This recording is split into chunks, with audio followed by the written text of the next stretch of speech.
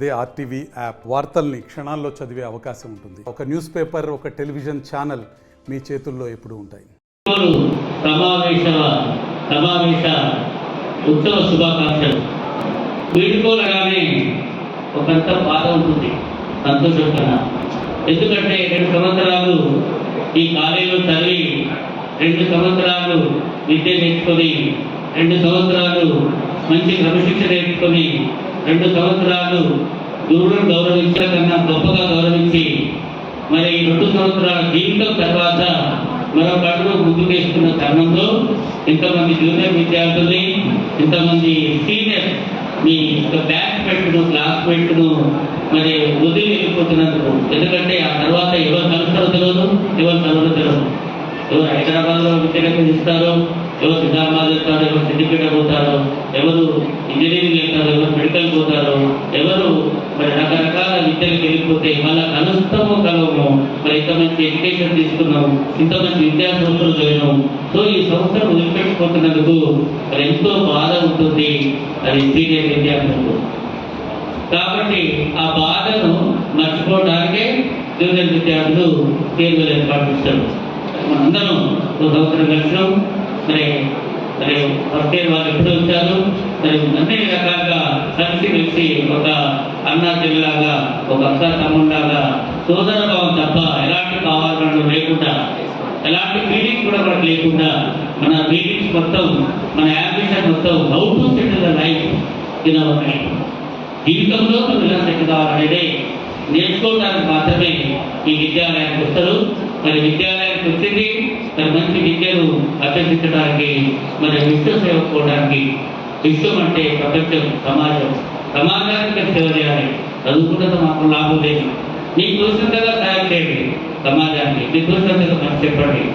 గ్రామీణ ప్రాంతాల్లో సరైనటువంటి టీచింగ్ లేక, టీచర్స్ లేక, వాళ్ళకి ఎడ్యుకేషన్ లేకపోతే, మీరు ఇంటర్మీడియట్ తర్వాత ఒకవేళ ఖాళీగా ఉంటే ఎలాంటి రెగ్యులేషన్ లేకుండా అప్పుడున్న 10th క్లాస్ పిల్లలకు, 8th class, 9th class, 7th class పిల్లలకు ఒక ఫ్రీ ఎడ్యుకేషన్ ట్యూషన్ లాగా చెప్పండి. మీ పేరు వాళ్ళు 100 సంవత్సరాలు గుర్తుపెట్టుకుంటారు. మీ గ్రామంలో పారిశుద్ధ కార్యక్రమాలు చక్కగా లేనప్పుడు యూత్ అంతా మీరు కలిసి ఒక సమావేశం ఏర్పాటు చేసుకొని ఆ గ్రామాన్ని పారిశుద్ధ్యం చేసే కార్యక్రమాలు ఏర్పాటు చేసుకోండి. సామాన్య డిగ్రీ కాలేజీలో NSS అంటారు, జాతీయ సేవా కమిటీ, నేషనల్ సర్వీస్. సో ఎప్పుడైతే సర్వీస్లో మీరు ముందుంటారో, ఎప్పుడైతే సేవలో ముందుంటారో మీరు సమాజానికి మంచి చేయగలరు. రేపు రాజకీయ నాయకులైనా కూడా సమాజానికి సేవ చేయగలుగుతారు. రేపు డాక్టర్స్ అయినా కూడా మంచి సర్వీస్ చేయగలరు. ఒక పోలీస్ ఆఫీసర్ అయినా కూడా ఒక మంచి సర్వీస్ చేయగలుగుతారు. లేదా ఒక IAS అయినా కూడా ఒక సమాజానికి సర్వీస్ చేయగలుగుతారు. అందుకే విద్యార్థిలో విద్యతో పాటు సేవ చేయడం నేర్చుకోండి. సర్వీస్ కూడా చాలా ఇంపార్టెంట్. మంచి క్రమశిక్షణతో ఉండండి, మంచి పద్ధతితో ఉండండి. చదువు ఎంత ప్రధానమైందో అంతకన్నా ప్రధానమైంది సంస్కారం. అందుకే మీరు నిజంగా ఉన్నత దిశలో ఉండాలి. మీరు అన్నింటిలో సక్సెస్ కావాలంటే మీరు ముగ్గురు తప్పగా గౌరవించాలి. ఎవరు? మాతృ దేవోభవ, పితృదేవోభవ, ఆచార్య దేవోభవ, అతిథి దేవోభవ. నువ్వు ఎప్పుడైతే కన్న తల్లి 4 మాసాలకు వచ్చి నీకు జన్మనిస్తుందో ఆ తల్లిని గౌరవిస్తే ఆమె జీవితం ధన్యమవుతుంది. నీ యొక్క భవిష్యత్తుకు పునాది వేసేటువంటి నీ తండ్రిని గౌరవిస్తే ఆ తండ్రి సంతోషిస్తాడు. నువ్వు చదువుకొని గొప్ప ఉద్యోగం అయితే కాదు, నీ తండ్రికి నువ్వు ఎంత రెస్పెక్ట్ ఇస్తూ ఎంత గౌరవిస్తున్నావు, నువ్వు అక్కడ తండ్రి సంతోషపడతావు. మరి అందరికన్నా గొప్పవాడు నీ జీవిత గమ్యాన్ని మరి చూపించేటువంటి మార్గదర్శి, guide is just like A candle. గురువు అంటే క్యాండిల్ లాంటివా? క్యాండిల్ తెలుసు కదా. ఈ టైం చాలా ఇంపార్టెంట్. జీవితంలో ఒకసారి ఇంటర్మీడియట్ ఎగ్జామ్స్ రాస్తాం, 2వ 3వ రాస్తామా, రాస్తే సప్లిమెంట్ ఎగ్జామ్స్ ఉంటాయి. కాబట్టి కొన్ని డిస్ట్రాక్షన్స్ ఉంటాయి. ఫస్ట్ది సెల్ ఫోన్ అన్నం తినే ముందు ఒకసారి చూడండి, రాత్రి నిద్రపోయే ముందు ఒకసారి చూడండి. అంతకంటే ఎక్కువ చూస్తే చూడడానికి ఇంకా మార్క్స్ లిస్ట్లో మీ మార్క్స్ చాలా స్పష్టంగా చూడవచ్చు. కాబట్టి ఫోన్ దూరంగా ఉంటుంది. అట్లానే ఇంట్లో కొన్ని సమస్యలు ఉంటాయి, చిరాకులు ఉంటాయి, కొన్ని ఇష్యూస్ వస్తాయి. బంధువులు చనిపోయారు, పెళ్లిళ్ళ సీజన్ ఇది. పెళ్లి ఫంక్షన్స్ కండక్ట్ కావాలి, నువ్వు కూడా రావాలి అని చెప్పి ఈ డిస్ట్రాక్షన్స్ ఏముంటాయో వాటిని అన్నింటినీ దూరం పెట్టండి.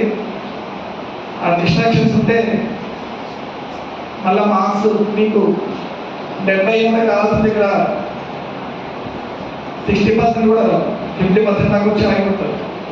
సో ఇప్పుడు మీరు చదివేది ఎక్స్ట్రా మైలేజ్. ఇప్పటిదాకా 1 ఇయర్ పాటు చదివారు, ఇప్పుడు ఈ చివరి రోజుల్లో చదివేది మీకు 20% మైలేజ్ మీకు ఎక్కువ మార్క్స్ వచ్చేదానికి అవకాశం ఉంది. కాబట్టి ఈ చివరి రోజుల్ని చాలా జాగ్రత్తగా వాడుకొని, ఈ టైంని చాలా జాగ్రత్తగా వాడుకొని అందరూ పాస్ అవ్వాలని నేను చేతంగా చెప్పినట్టు ఒక్కరు కూడా ఫెయిల్ అవ్వకుండా ప్రతి ఒక్కరు పాస్ అవ్వాలని కోరుకుంటున్నాను. ఈ టైంని చాలా జాగ్రత్తగా వాడుకోండి. డిసిప్లిన్ ముఖ్యము. నా ముందున్న వాడు బాగా రాస్తే నాకు పేపర్ ఇస్తాడనో లేదా చిట్టీలు పెట్టుకుంటే పాస్ అవుతామో అట్లా అనుకోకండి. రూల్స్ చాలా స్ట్రిక్ట్గా ఉన్నాయి. అట్లా దొరికినట్లయితే డివర్ అయితే లైఫ్ స్పాయిల్ అవుతుంది, అనవసరంగా ఒక 1 ఇయర్ వేస్ట్ అవుతుంది. అలాంటి పరిస్థితి అస్సలు తెచ్చుకోవద్దు.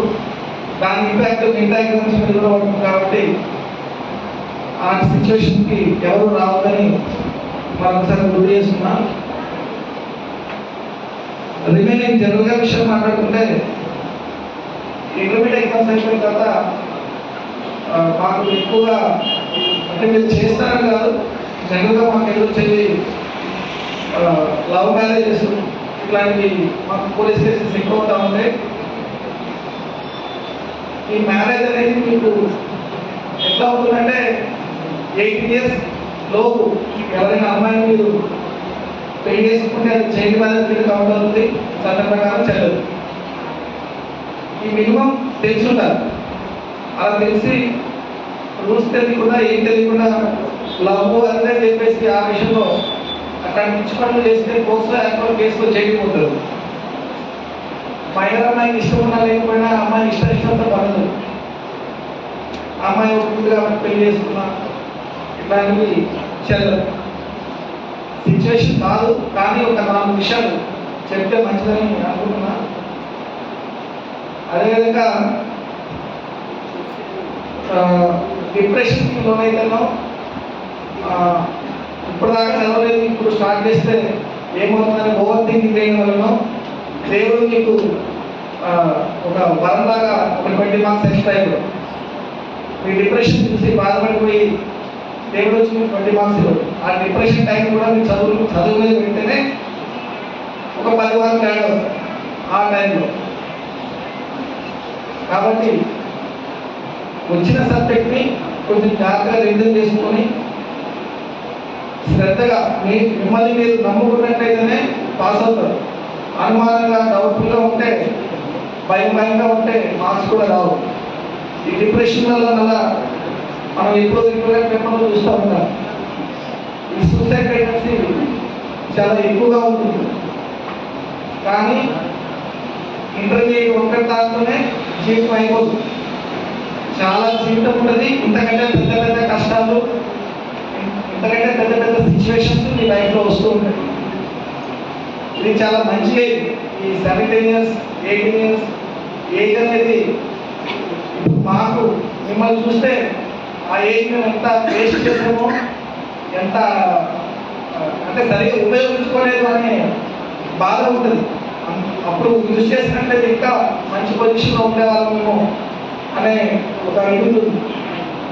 మీరు మళ్ళీ ఆ ఫీలింగ్ గిల్టీ ఫీలింగ్ లేకుండా ఇప్పటి నుంచే కష్టపడి డిసిప్లిన్గా ఉండి ఏం కావాలి ఏం చేయాలని కోరుకుంటే దాని ప్రకారం ముందుకెళ్తే లైఫ్లో సక్సెస్ అవుతారు. ఇది ఒక్కటే లైఫ్ కాదు, ఇంటర్మీడియట్ ఎగ్జామ్స్ ఒకటే లైఫ్ కాదు. మళ్ళీ సూసైడ్ టెండెన్సీ అట్లాంటి ఆలోచన లేకుండా మన సప్లిమెంటరీ రాసి ఐఏఎస్ అయిన వాళ్ళు కూడా ఉన్నారు, ఐపీఎస్ అయిన వాళ్ళు కూడా ఉన్నారు.